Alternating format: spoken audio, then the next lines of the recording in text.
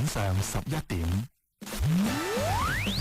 你而家收聽緊嘅係 FM 104.7兆赫學生電台。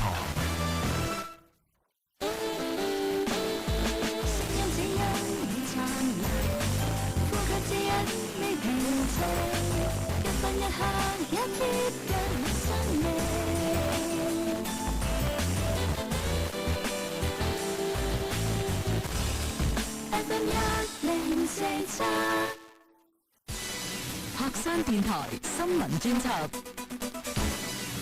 歡迎收聽學生新聞專輯。新聞提要：2025年學生時一般公共預算收入突破50億元。